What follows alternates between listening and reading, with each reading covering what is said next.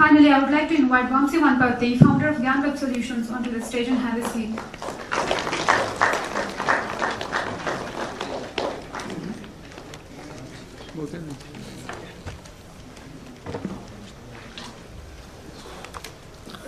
Tell man. Very good.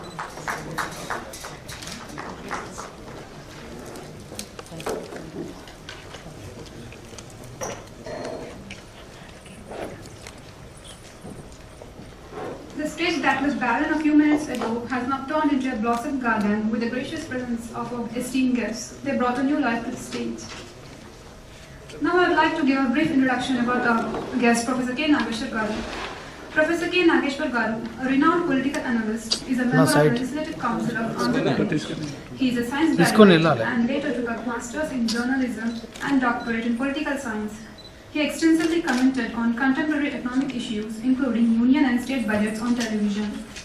He has worked with Indian Express and the Times of India Group for nearly 2 decades. He published various articles in leading newspapers of the country. He also commented on various leading news channels like NDTV, CNN, IBN, Aaj etc.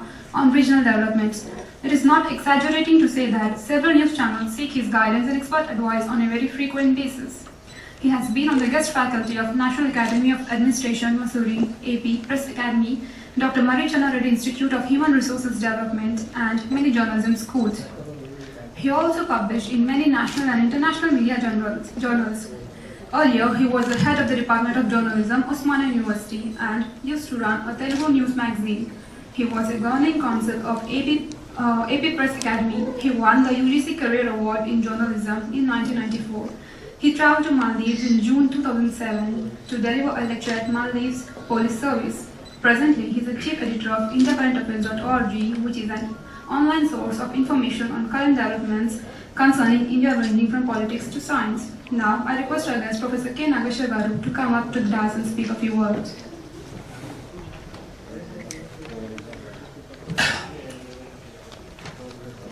Respected Chukkarame Garu, respected Sudhakar Reddy Garu, members of the GyanWeb Solutions, GyanFinders, ladies and gentlemen, it's an immense pleasure to me to be associated with this function. Let me at the outset apologize to Dr. Ramay Garu and Sudhakar Reddy Garu for proceeding to the podium. I had to attend the Indian Journalist Union All India Conference valedictory session, and I'm already late for that meeting.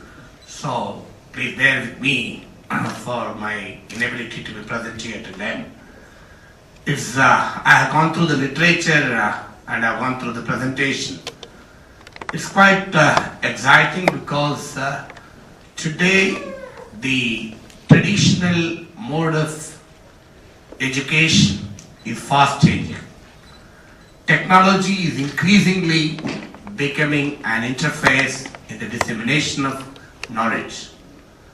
Knowledge is no longer classroom confined, examination centric, syllabi specific. Knowledge is increasingly widening its borders.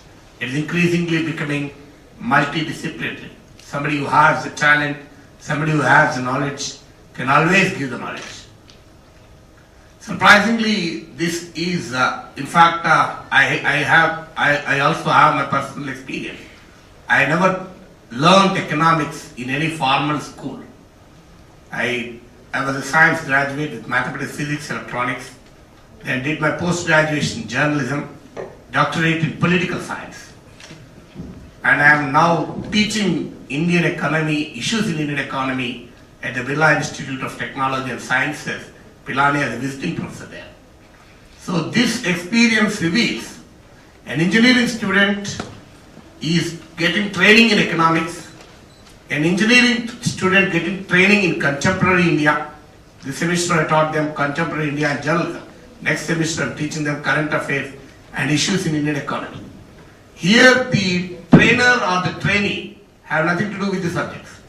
The students are engineering students, the teacher is a professor in journalism. But still we are interacting, and this is the trend that's increasingly taking the front seat in the knowledge world today.